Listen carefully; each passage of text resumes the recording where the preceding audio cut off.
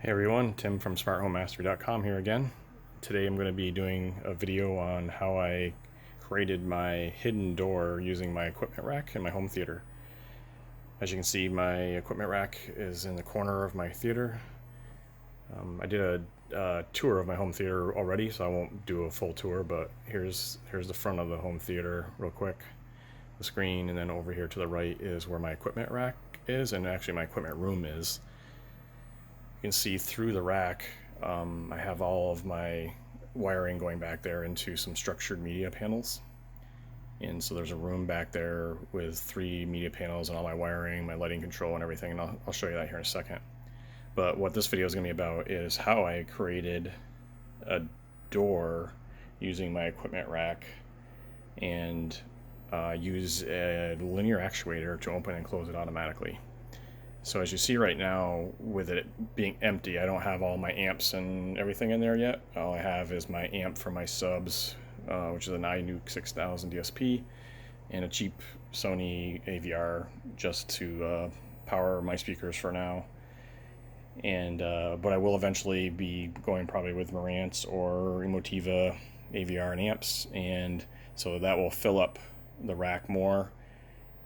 Also, I obviously need to get my Blu-ray, 4K Blu-ray player and streaming devices in here. And then, so whatever isn't filled up with equipment, I will fill in with blanks. So that would actually be like a full wall there. You wouldn't even, or it would look like a door. You wouldn't see through it into the equipment room. So right now it's not quite as hidden, obviously, as it will be, but I wanted to show it to you now. I had a few people asking me about how I did it and how I built this, so I wanted to get a video out for that because I told some people I would.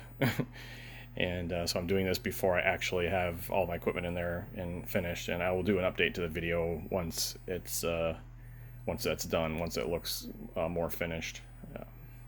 So moving in a little here, we have just a basic equipment rack there with some V-groove wheels. So I get a shot here. There we go. Some V-groove wheels on on some V channel, and I'll have links to all this stuff below the video. And then I wrote up instructions in a blog about how I did it, so there'll be a link to that in the video as well.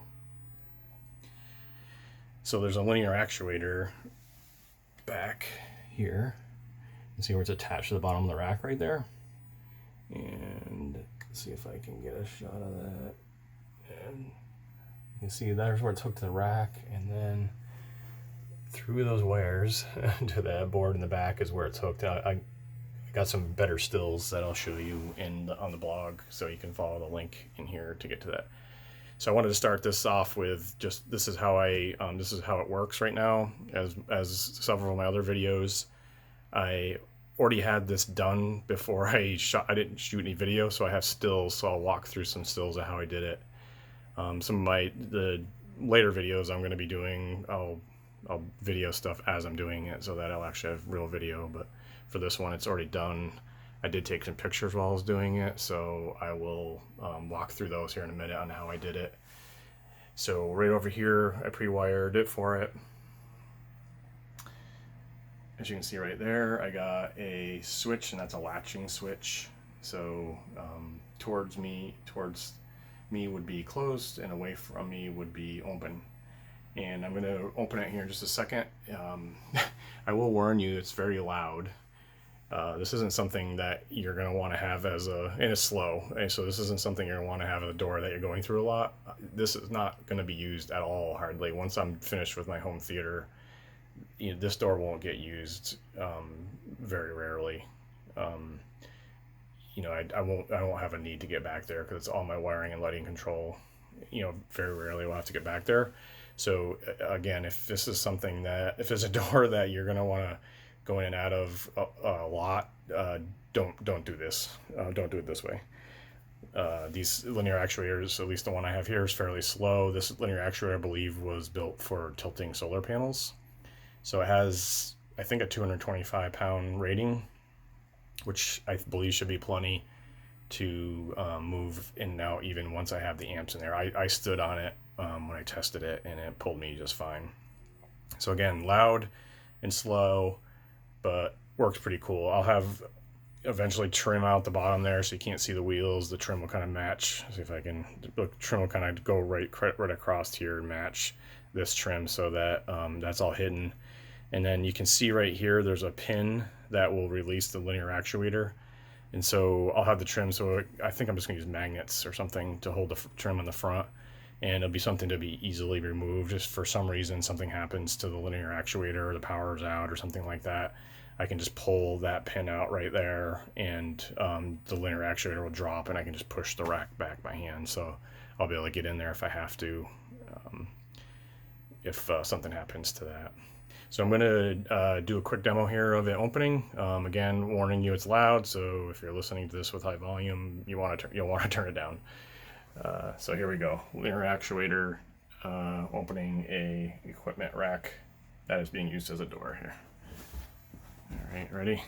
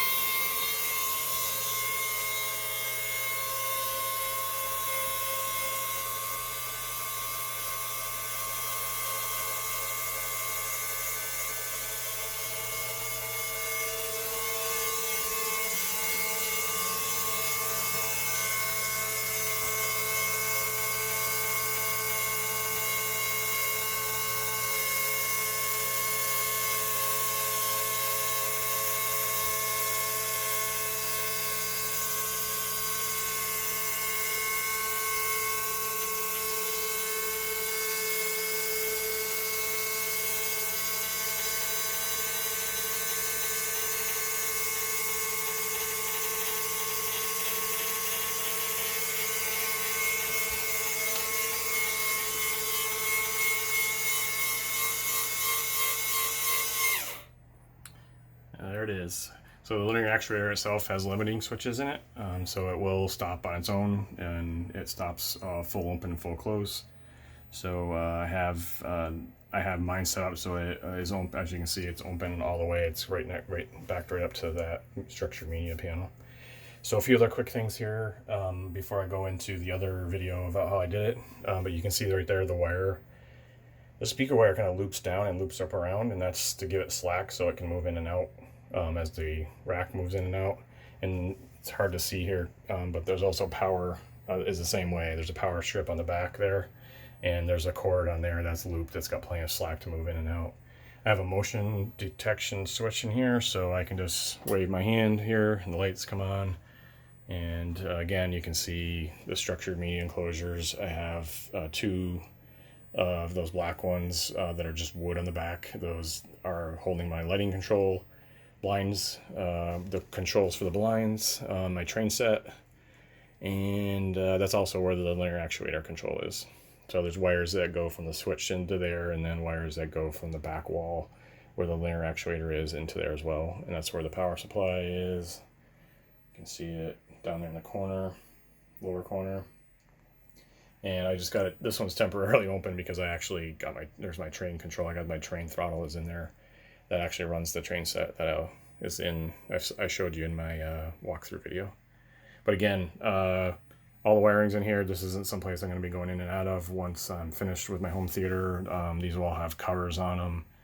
And so, again, I don't know why I did this. It was, I remember in the very beginning when I first started designing my home theater, I came up with this idea, and I just thought it would be cool, add a little unique twist to the home theater. And mostly for me, I love these kind of technical challenges, so that's why I did it. No other reason than that. And so I guess I'll go on in now and to walk you through how I actually built this. And again, it'll be stills because this was completed before. I didn't shoot any video while I was actually building this, so I did take pictures though. So I'll walk through those real quick and show you how I did it.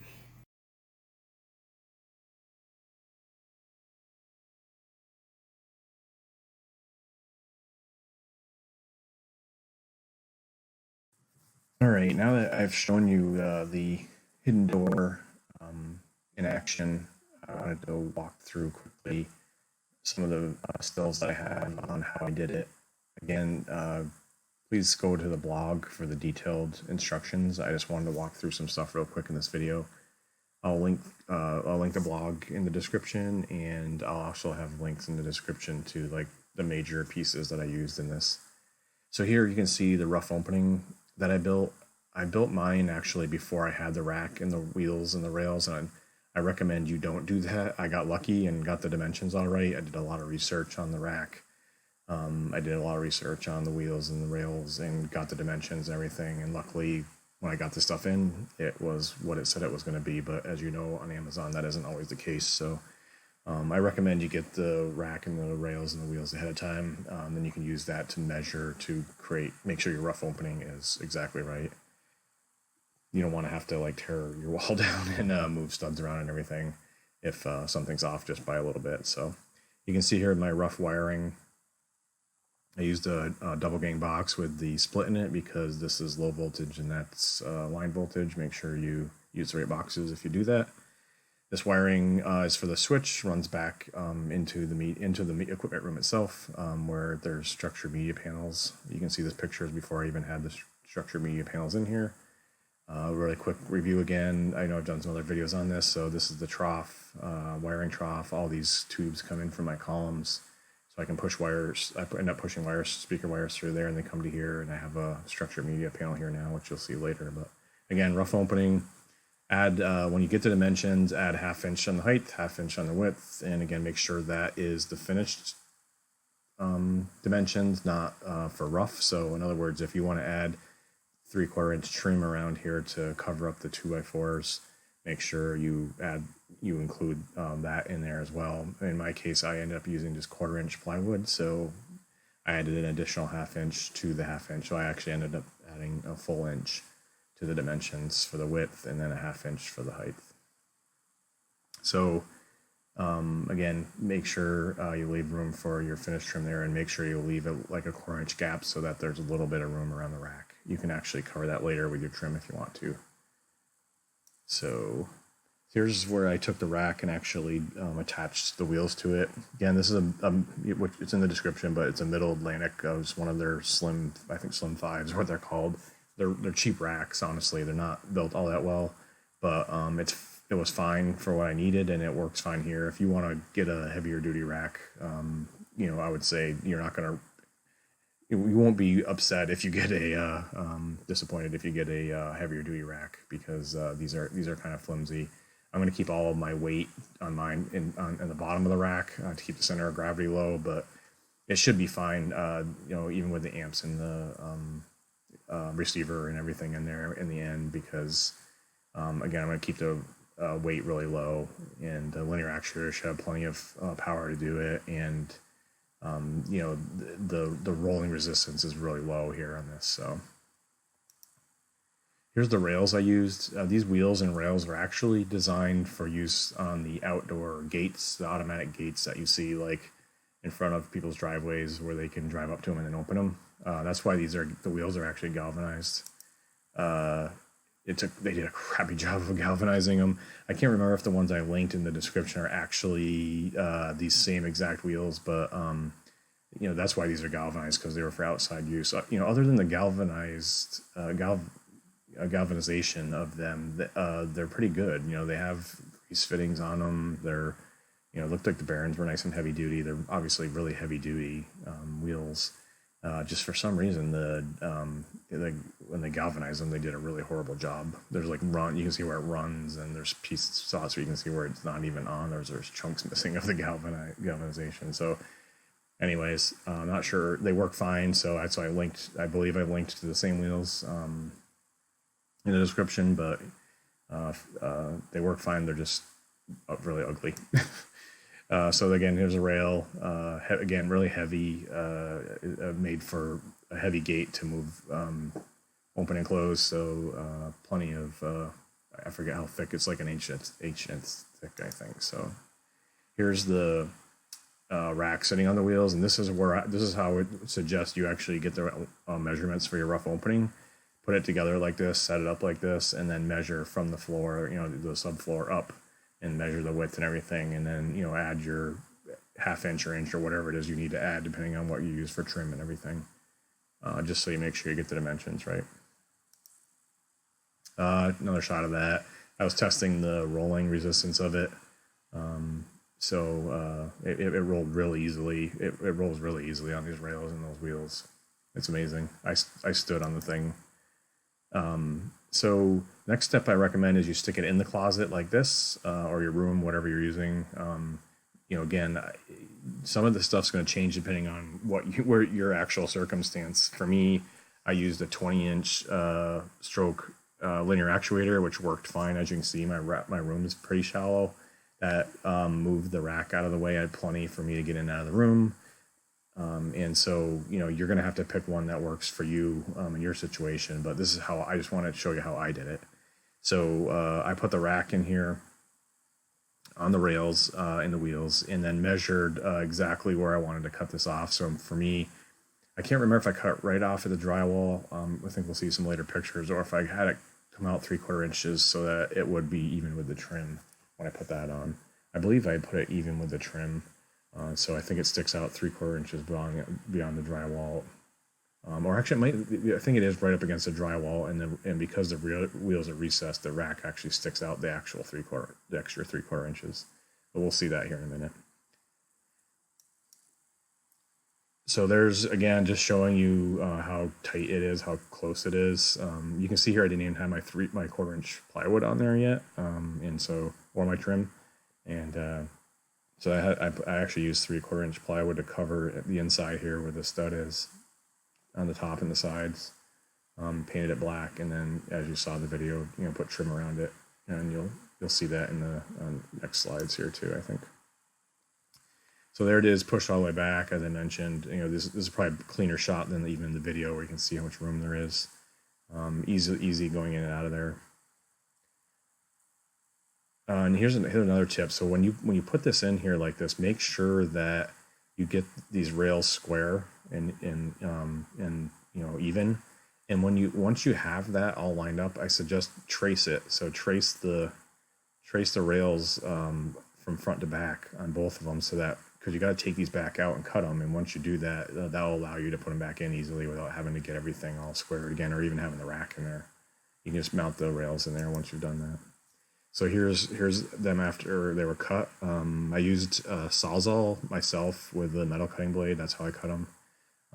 But you can come with a hacksaw or whatever metal cutting tools you have. I think there you can see the lines that I had drawn right there. You can see how I had the floor marked where I had them all squared up, so that when I put them back in, I could set them in there easily.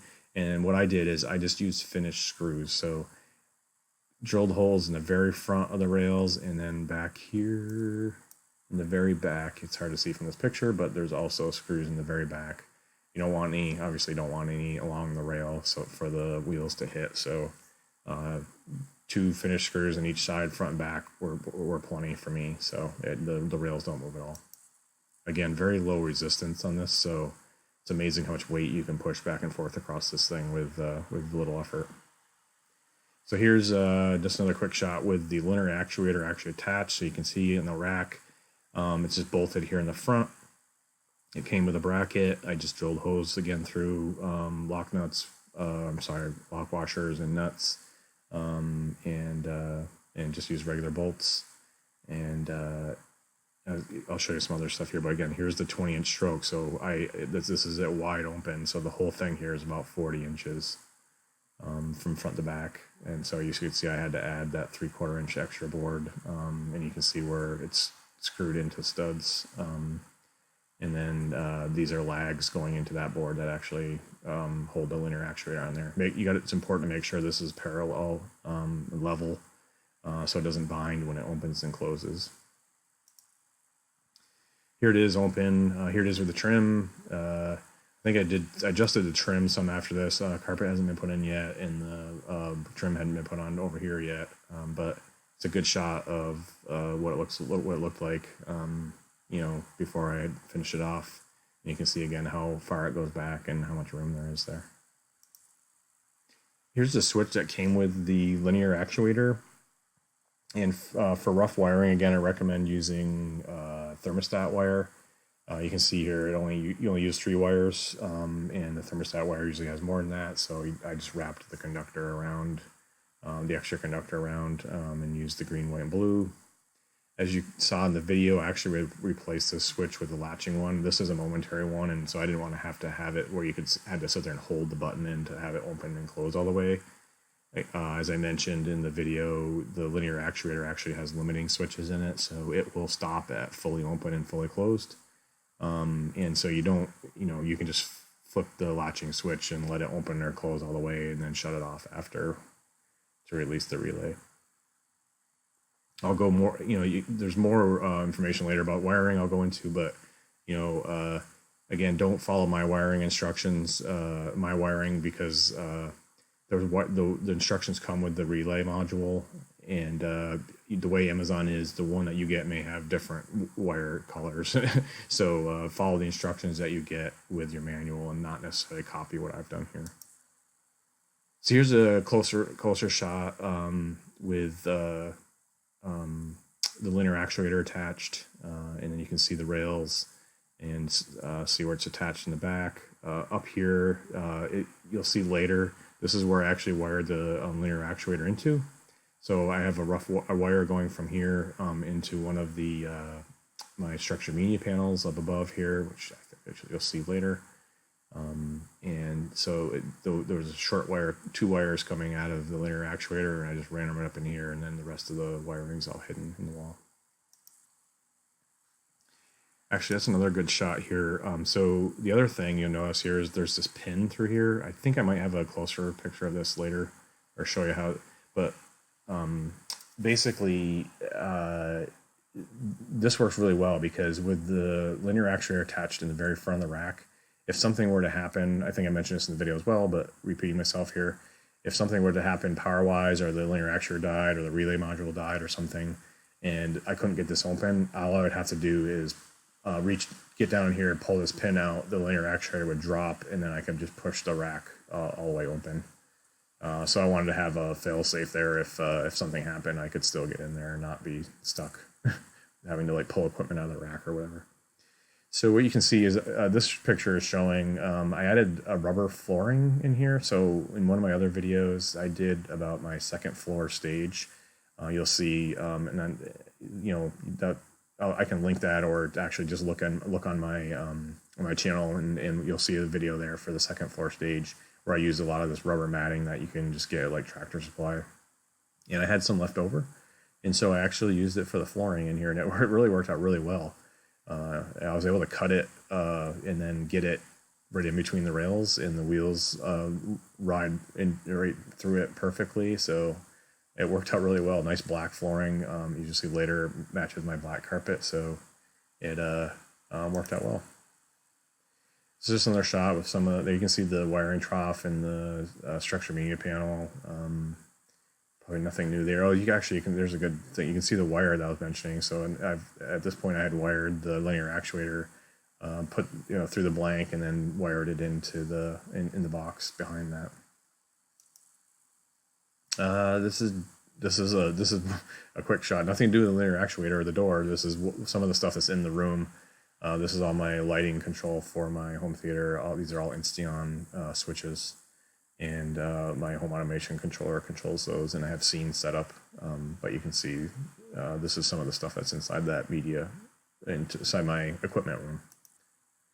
There's the close-up I was mentioning. So there's the pin. You can see I pulled it out some so you could tell. So that pin you can just pull out if something were to happen, and here's the shaft or linear actuator, and that would just drop, and then you could just manually push the rack back.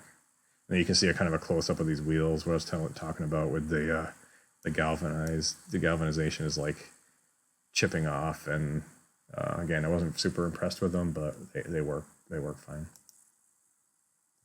There's a quick shot of the board hooked to the wall.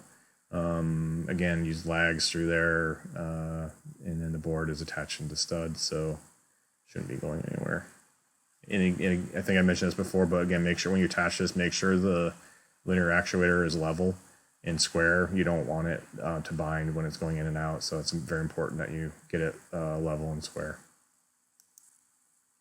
Okay, there's a close-up of the wire going into the wall that I mentioned.